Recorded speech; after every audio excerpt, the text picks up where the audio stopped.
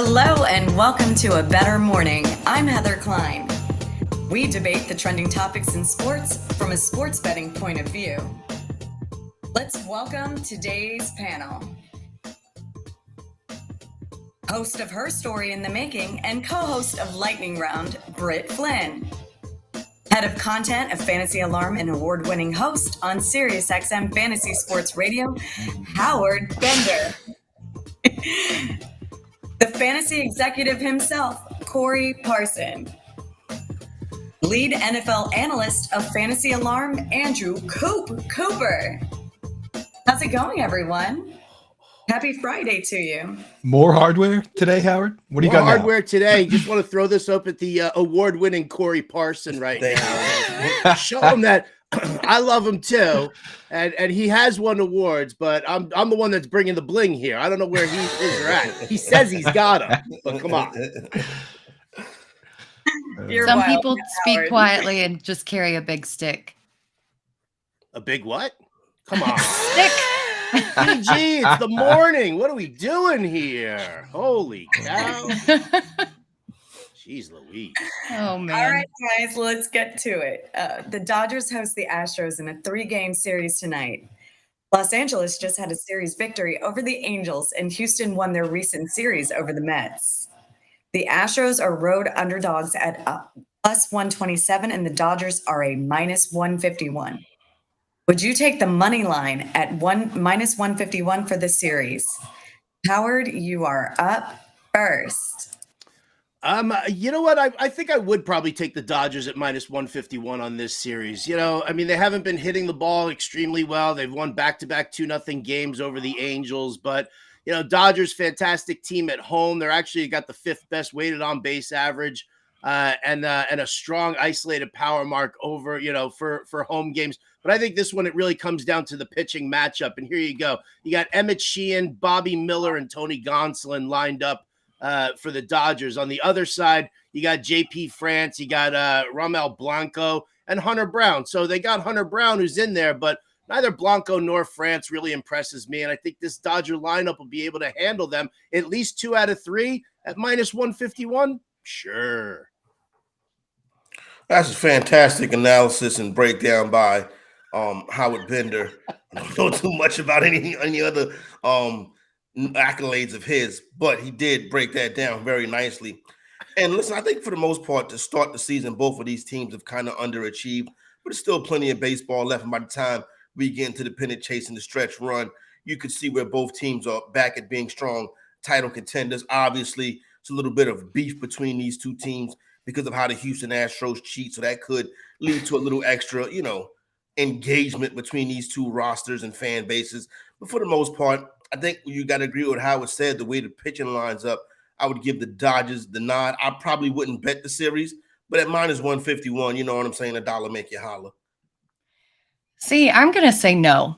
The Dodgers are the favorites, and on paper it looks good, but I just can't buy into it with the struggles that they've had out of the bullpen.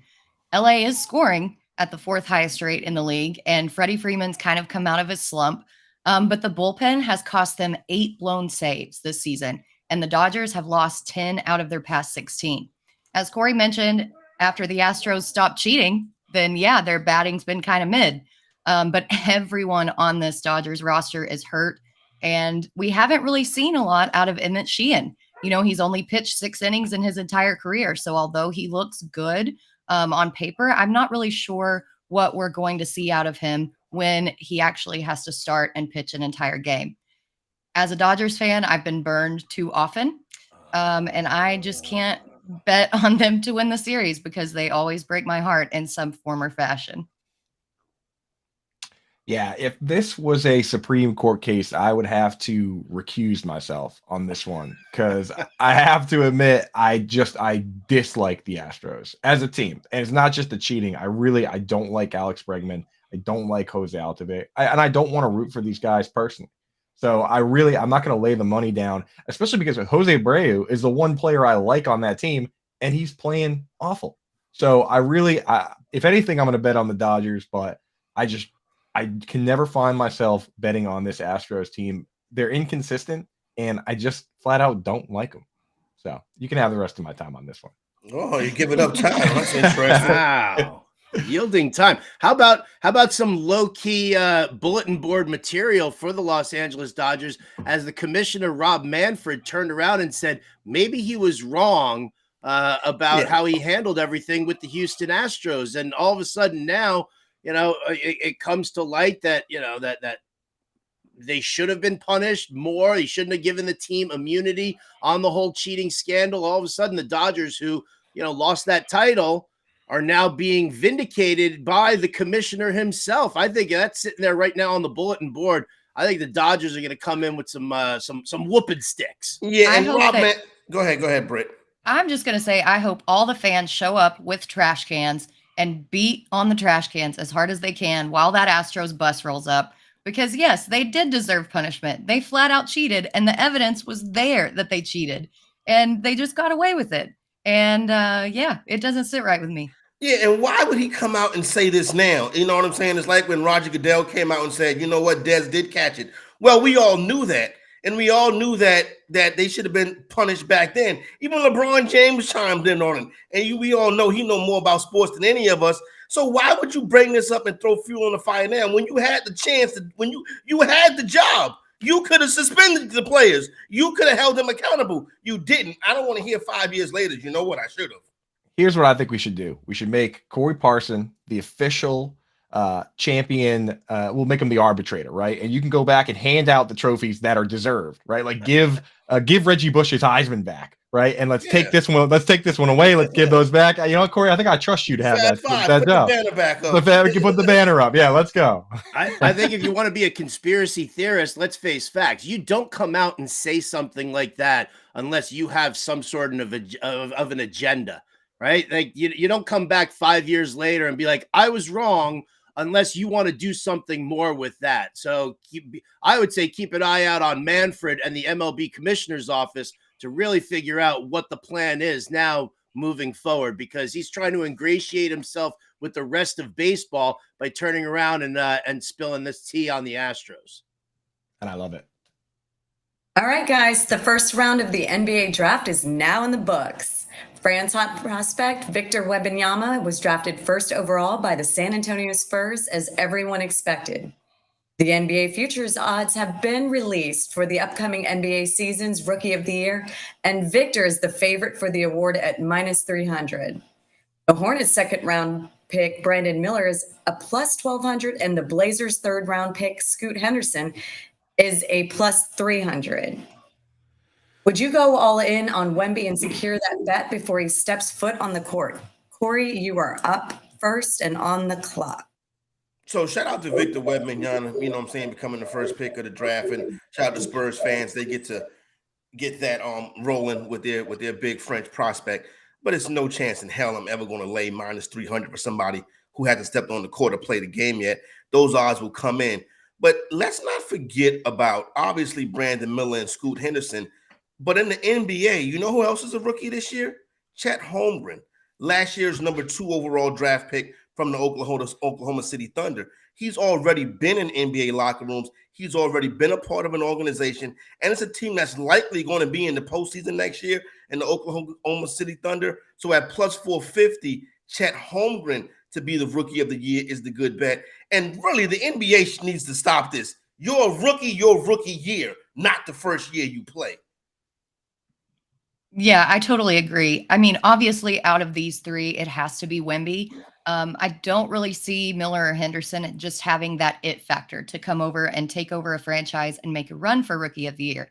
But that said, I think that Wembanyama's slight frame really makes me worry about injury. And Corey, you mentioned Chet Holmgren. He went #2 overall last year. He missed his entire season because of a Liz Frank injury. Wembanyama already has a pretty extensive injury history. In 2020, he had a stress fracture in his fibula. In 2021, he broke his finger. Later that year, he got a bone contusion in his shoulder. And then in 2022, he had a muscle injury. I believe that his skill set is there, but I need to see him on the court and make sure that he is durable before laying any money down. Corey, if you think it's bad in the NBA, look at the NHL, man. I remember there was a guy, I think his name was Makarov, won the Rookie of the Year at 31 years old. So they don't really care over there. For this one, I'm only laying 300 if it's a single game for a team sport, and if the best player gets hurt, I think the team can still win. 300 is a lot of dough to throw on a 7-4 pencil not getting hurt this year. That's the thing. We think he's the best player, but if he gets hurt, it's all over, right? And now I'm betting $300 just to win $100. $100 doesn't even get you a steak dinner here in Boston, boy. So I'm not dropping $300 betting this guy doesn't get hurt. Like Corey said, we never even seen him play. I'd much rather go for Chet Holmgren. I didn't even know that I could bet on that. 450, sign me up. Yeah, and when you just think about it, like, I don't understand how. Did you go already, Howard? We went to the 4 box. I thought Howard had went already. That's okay. You know what? Because I don't know nothing about birth and no baby. So please, by all means, let's chime in here. I will say this though, just to Corey's point, because I mean, listen, nobody's laying minus 300 for that. I'd rather put it on Scoot Henderson and just be like, okay, hopefully Dame Lillard helps him out, and the two of them, trawl off, and I'll shout it out to Dan Servadidio from the Better Sports Betting Show, who tweeted out the other day that he will die on the hill that Scoot Henderson over Brandon Miller was the pick at number 2. But what, a rookie is a guy who is playing in the majors for that first season. We see this in baseball all the time. You got the Japanese imports who come in. They've been playing professional baseball, but it's their rookie season in MLB. You got guys who pitch a certain number of innings or get a certain number of at-bats, and that's what qualifies them as the rookie there. So I think it's playing against the competition, the elite competition that should determine what that rookie campaign is. I mean, if a guy plays 3 games in the NBA and then he tears his ACL, are we gonna just throw away his rookie season status because of that? I don't necessarily think so, but again, I don't know nothing. Well, I just looked this up, and the odds have already moved from negative 300 to negative 225. So people are already experiencing and expressing the same concerns that we have. We want to see him play in the actual NBA and not in the French league. And then you look back, mentioning, are we throwing away rookie seasons? Julius Randle in his first season, broke his leg in one of the very first games of the season. He didn't get eligibility for rookie of the year. I mean, it makes no sense. Yeah, Blake Griffin comes to mind as well. Got hurt early in his career and basically was the same thing. But now let's talk about the player. Listen, I'm not trying to be a heightist, or I'm not trying to practice heightism. But normally when somebody's like 7'9", 7'7", 7'5", it really don't really work out. I mean, Yao Ming was great, and he had his moments, and Bo Ball and Manute Bol, they all had their moments. But when people are 7'5", I kind of think your span to be great is short. I'll tell you this though. Ironic is that? with this particular guy though, if you sit in the way back of the stadium and look through the binoculars, he does look like a guard dribbling the ball.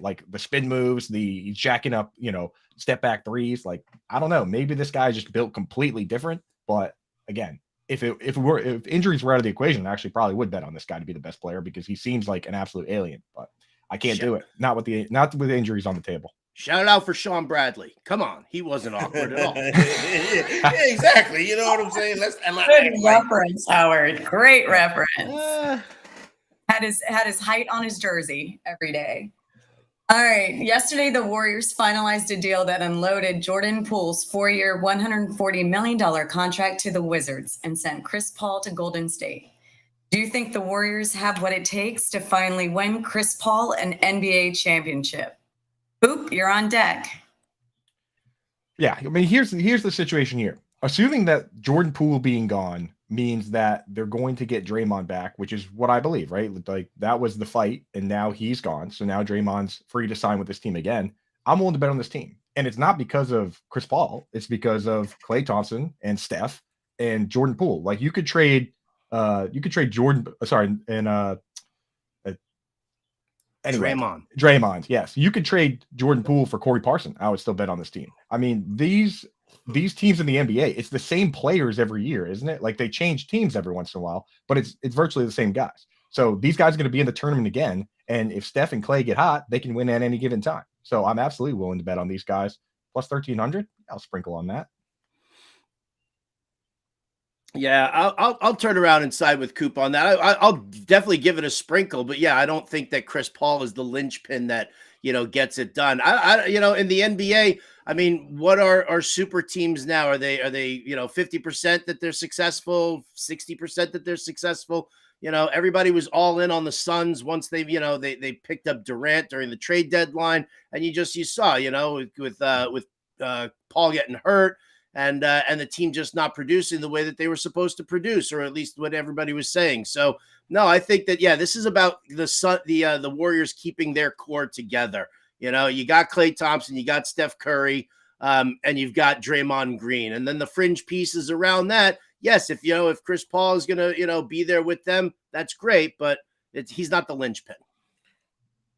Best case scenario for Chris Paul as a member of the Golden State Warriors as he performs kind of like what Kyle Lowry did in limited minutes this past season for the Miami Heat. The most likely scenario for Chris Paul as a member of the Golden State Warriors as he's sitting on the bench hurt as the Warriors make their title run. I guarantee you that's what's likely going to happen. This is not a good fit.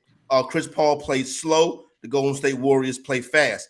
Now, with that being said, we got to have a discussion about Jordan Poole getting traded for a man that's damn near my age. This doesn't make any sense. They just extended this guy last year. So here's the deal. The truth of the matter is, when Draymond Green opted out, you already knew Jordan Poole wasn't coming back. He had to leave. They had to get him out of here to fix the chemistry on that team, which was off this year. You know what? They chose their championship core over their young hotshot.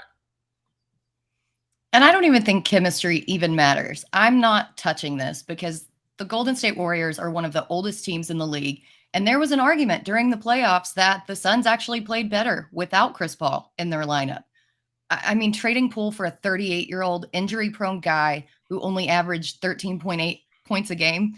I mean, the Warriors kind of looked small and slow last year, and then they get a smaller, older guard. Doesn't really make sense. And I get it. I understand that veteran presence is important, but at this point, it's just overkill. I'm kind of thinking that they just kept Wiggins around to drive all the other old guys to the Sizzlers in the afternoon after practice. I mean, the Warriors are going to regret trading away young talent. And I think that they actually end up finishing lower this year than they did last year.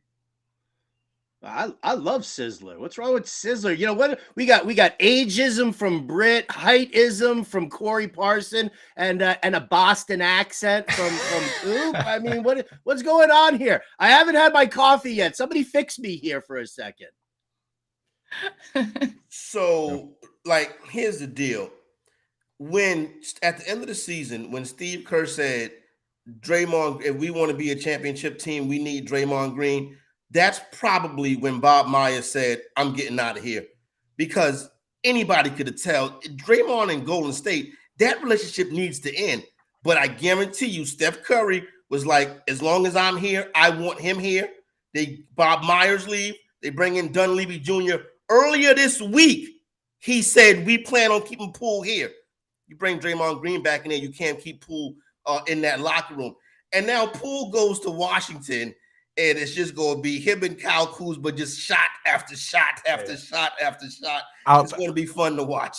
I was going to say, Corey, this whole situation creates a lot for the people that play fantasy basketball, right? Because over there, it's going to be those two guys. Over here, you have Chris Paul, great distributor. Draymond, of course, all he does is go out of his way to set up Steph and Clay. I mean, those two dudes are going to be firing on all cylinders. So, on both sides, I'm loading up on these players for fantasy basketball.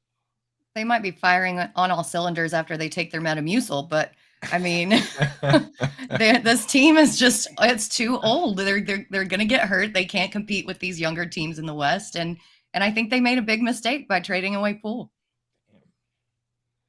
I wouldn't be surprised if Golden State trades Chris Paul. Just everybody trading Pokemon cards, Chris can do Paul whatever just you goes want. everywhere. You can do whatever you want. Marcus Smart coming back to the Seas, baby. Let's do it. Hey, and shout out to the Celtics for getting Jordan Walsh last night. Arkansas. You notice I put some flowers up there on my Marcus Smart jersey. Nice job, Coop.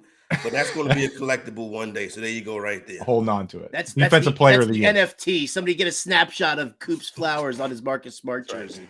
Bennigan's. Jared Moore saying they should have gone to Bennigan. Bennigan's over Sizzler. Listen, come on now. We got a new topic salad for bar alone crushes anything on that Bennigan's menu. Bennigan's is trash. Throw the last topic out, Heather. We have a new debate. Bennigan's versus Sizzler.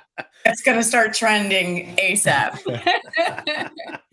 All right, guys, let's move to the real topic in the NFL. Russell Wilson's first season with the Broncos was surprisingly underwhelming. Denver finished with a 5-12 record, and Nathaniel Hackett is a thing of the past. Former teammate Melvin Gordon joined Jim Rome, and he announced that Danger Russ will have an MVP caliber season, especially with an MVP coach in Sean Payton.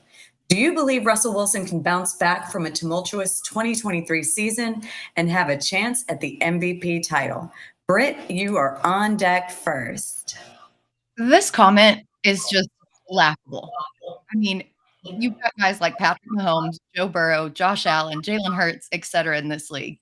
And while Wilson might be one of my prime bounce back candidates, he's got the same odds as Brock Purdy to win MVP at plus 4,000 on FanDuel. Plus 4,000.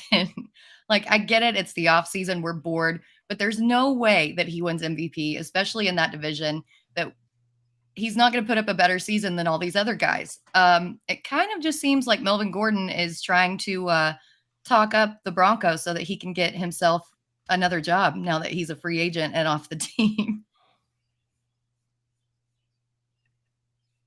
See, I'm going to go the other way, Britt, on this one. Plus 4,000.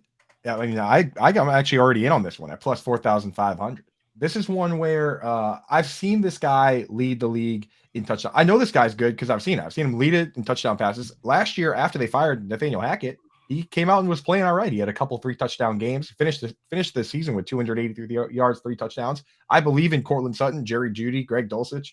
They drafted Marvin Mims. They got Tim Patrick back. I mean, like, this team, all the weapons are there. If Sean Payton and Joe Lombardi come in and turn this thing around, look at what we saw happen with the Jacksonville Jaguars last year with Urban Meyer out and Doug Peterson in. Turned it right around. Now we love Trevor Lawrence, right? Russell Wilson, I think, could easily put his name in the hat this year for MVP. So I'm in. Plus 4,000. Come on now. I definitely see a bounce back coming. But MVP, I mean, there is a lot of great competition in the NFL for the MVP. But I think Coop makes the valid point here, and he goes right to the system. It's Sean Payton, it's Joe Lombardi, Nathaniel Hackett's vanilla system that he tries to run, that he thinks that he still has Aaron Rodgers, which makes me as a Jets fan absolutely bonkers that we're going to see that. But nevertheless, I think that what we're looking at here is that Payton and Lombardi know exactly what they're doing. I wish they had a more intriguing running game, but we'll see what happens with Javonte Williams. But I think the thing to watch here is Russ Wilson with those receivers, Cortland Sutton as the X receiver, Jeudy in there as a great possession receiver, moving the chains. I think it's a bounce back, but not MVP. The great Bill Parcells would always say, beware of the celebrity quarterback. And there is no more celebrity quarterback than Russell Wilson. The disease of me permeates through Russell Wilson. Well, now this season, you know what? You get a Bill Parcells guy in Sean Payton. You know what? Nobody wanted this job in Denver. They had to pay an astronomical salary because nobody wanted to come in here and deal with Russell Wilson and that big contract. Now, Payton says that Wilson is going to be a part of the team this year. See, Hackett didn't enforce that. So Payton will come in, and you know what? Russell Wilson will continue to be Russell Wilson. He did it to Pete Carroll. What makes you think he's not going to do it to Sean Payton? I got a better name for MVP this year. How about Geno Smith, the guy who replaced Russell Wilson in Seattle? No. I mean, listen, you know what? I mean, the question is Geno Smith had the 6th most passing attempts among quarterbacks last season in a traditional run first scheme. Is that Shane Waldron softening up Pete Carroll's look there? I just can't put Geno Smith as the MVP. Why not? Seattle Seahawks will win the NFC West. Okay. Listen, I'm fine with that. I just don't see him being the quarterback that's going to lead that team, to a championship. I could see them winning the West, sure, no problem. But winning the championship, I mean, the NFC is definitely softer. It's a little bit more wide open, but I just don't think that they've got the horses to compete the entire way. It also takes so much to win the MVP award. Like I've seen Matthew Stafford throw for 5,000 yards and 40 touchdowns and come in third in the voting. Like at the top of this, when it really boils down to it, is that you have incredible seasons from multiple guys, and then they lean into who they're supposed to vote for. That's why the ties always go to guys like Aaron Rodgers or Tom Brady or whoever. So Geno Smith, a guy like that, needs to be head and shoulders better than everybody else to win. That's the problem with this award, is every year there's guys that are amazing, and then it boils down to a popularity contest, unfortunately. And when you look at it, it really is the QB award. The highest position player for the award right now is Christian McCaffrey at plus 8,000. Like that's where Sam Darnold is. There are guys, Trey Lance has better odds. Like it's ridiculous. Mac Jones has better odds at winning the MVP award than any position player. It's wild. Well, that's why I wanted to counter your point that you made earlier. You said, yes, the Jaguars did heads and shoulders better with Doug Peterson than they did with Urban Meyer. And we love Trevor Lawrence. Was he anywhere close in MVP voting? No, but he wasn't, because there's still so many better quarterbacks out there. But Russell Wilson is a guy that Trevor Lawrence is coming into what I consider to be his rookie year, because Urban Meyer actually ruined his rookie year. If we're playing the rookie year game, last year was his rookie year, in my opinion. So go ahead, my fault. I was just going to say that Russell Wilson is a guy that has led this. He's a Super Bowl MVP. He has led this league in touchdowns. Like it's night and day. He could easily be the flat out best quarterback. Yeah, but do you think that the Philadelphia Eagles are that far ahead of the Seattle Seahawks? I think Seattle could be the best team in the NFC. And if that's the case, then it's on the shoulders of Geno Smith. Because their roster stacks up. They got to get better on defense, but offensively, they stack up just as good as anybody in the NFC. They can run the ball. They got fantastic wideouts. The quarterback buys into the system. They're well coached. Philadelphia changed over their entire staff. San Francisco, no chance, Trey Lance. And Dallas, there's no culture there. Yeah, I'll give you some Geno Smith love. Some Geno Smith love. They added. That's what I'm talking about. They added two. I mean, they gave him two pass catchers in the first wide receiver off the board and a solid running back out of the backfield, Zach Charbonnet.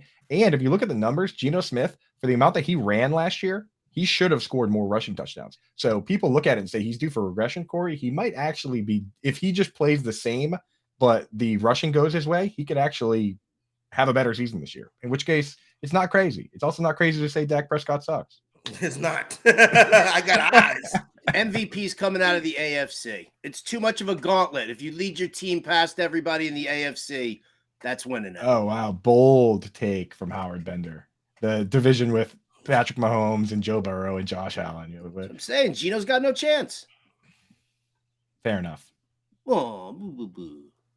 All right, guys, that was today's edition of A Better Morning. Thank you to Corey, Howard, Britt, and Coop.